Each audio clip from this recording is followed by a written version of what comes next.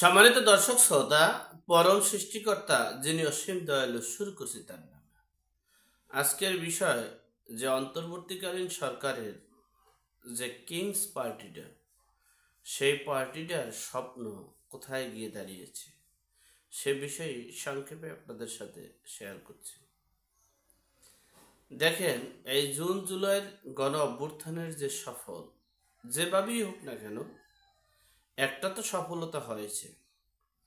সে সফলতার ঐতিহ্য ধরে রাখার জন্য যেটা দরকার, কারণ হচ্ছে আপনাদের একটু স্মরণ করিয়ে দিই পিছনের ইতিহাস। যদিও আপনারা সকলে জানেন যে 1975 সালের 15ই আগস্ট যে সিপাহী, যে সেনাবাহিনীরা যে বিপদগামী, এরা বঙ্গবন্ধুর সপরিবারকে হত্যা করেছে। এরপরে এই 15ই আগস্টটা শুধু যাদেরকে হত্যা করেছে তাদের পরিবারেরাই শুধু স্মৃতিটাকে ধরে রেখেছে। এর বাহিরে কিন্তু কোনো কিছুই রাখা, কোনো কিছুই সম্ভব নয়। যেমন 15ই আগস্ট জাতীয় শোক দিবস, সেটাও কিন্তু এই অন্তর্বর্তীকালীন সরকার বন্ধ করে দিয়েছে, বাতিল করেছে। ঠিক তেমনি এরপরে দেখেন 1975 সালের 7ই নভেম্বরের যে সিপাহী যুদ্ধ, সেটাও বিলুপ্তি হওয়ার পথে। 1969-এ জিয়াউর রহমানের যে হত্যাকাণ্ড, সেটাও শেষ হলো। এরপর স্বৈরাচার এরশাদের যে স্বঘোষিত রাষ্ট্রপতি প্লাস এই এরশাদ পতনের আন্দোলনটাও কিন্তু এভাবেই তো সংস্কার করে। এরপরে ঘোষণাপত্র বলেন, সংস্কার বলেন, যা কিছুই বলেন না কেন, এটা সাময়িক সময়ের জন্য। কিন্তু যদি এই বিপ্লবী সন্তানরা, এই বিজয়ী সন্তানরা যদি একটা রাজনৈতিক প্ল্যাটফর্ম তৈরি করে আর রাজনৈতিক প্ল্যাটফর্মের নিবন্ধন থাকে, নির্বাচনে অংশগ্রহণ করে থাকে, তাহলে সেই স্মৃতিটাকে স্থায়ীভাবে ধরে রাখা সম্ভব। সেক্ষেত্রে এই সমন্বয়কারী এবং বৈষম্য বিরোধী ছাত্ররা, তারা যদি এই স্মৃতি ধরে রাখতে চায়, তাদের অস্তিত্ব ধরে রাখতে চায়, তাহলে অবশ্যই তাদের একটা রাজনীতির প্ল্যাটফর্ম থাকা উচিত।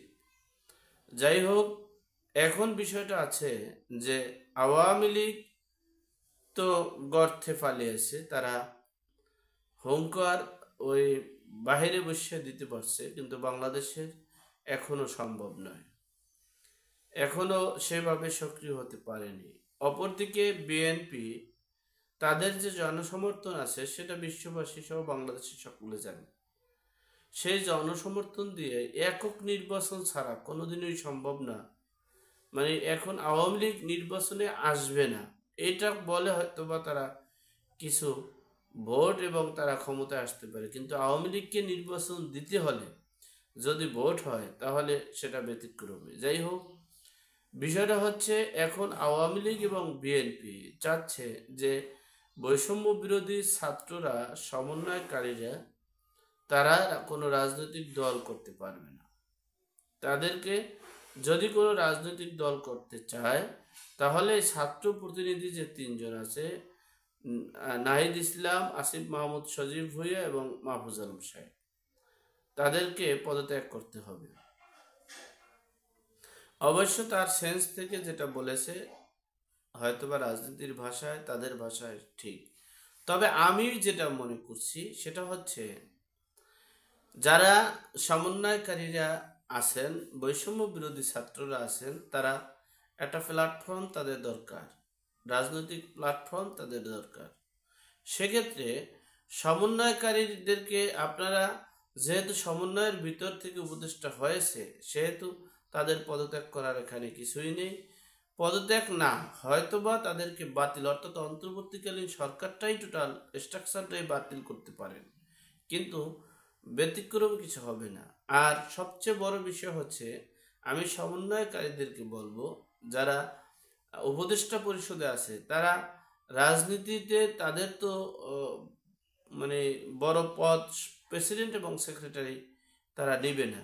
আর যদি তাদের মাধ্যমে করতে হয়, তারা যদি তিনজন যদি ক্ষমতায় বাইরে চলে আসে, তাহলে এই সমন্বয়কারী এবং বৈষম্য বিরোধী ছাত্রদের যে কি অবস্থা, কি করুণ ভয়াবহ অবস্থা হবে, একমাত্র আল্লাহ পাক রব্বুল আলামিন জানেন। সুতরাং আমি সমন্বয়কারীদেরকে বলবো, আপনারা উপদেষ্টা পরিষদে থেকেই যারা বাহিরে আছেন সমন্বয়কারী বৈষম্য বিরোধী ছাত্ররা, তারা এই একটা পার্টি করে, তাদের মিছিল মিটিং করে, প্রতিষ্ঠিত করে, এরপরে নির্বাচনের পরিবেশ করতে হবে।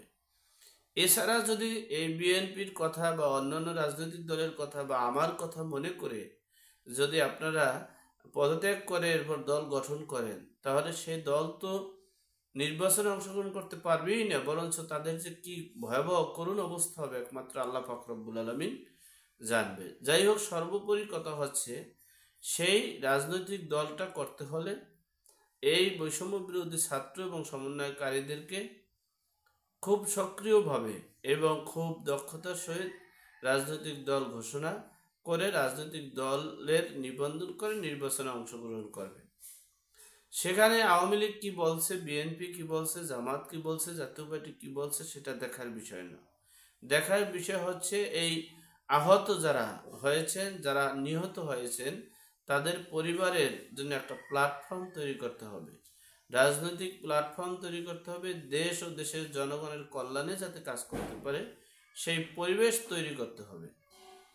যাই হোক, সর্বোপরি কথা হচ্ছে, আল্লাহ আমাদের সকলকে সঠিক জ্ঞান দান করার তৌফিক দান করুক, আমিন। আসসালামু আলাইকুম।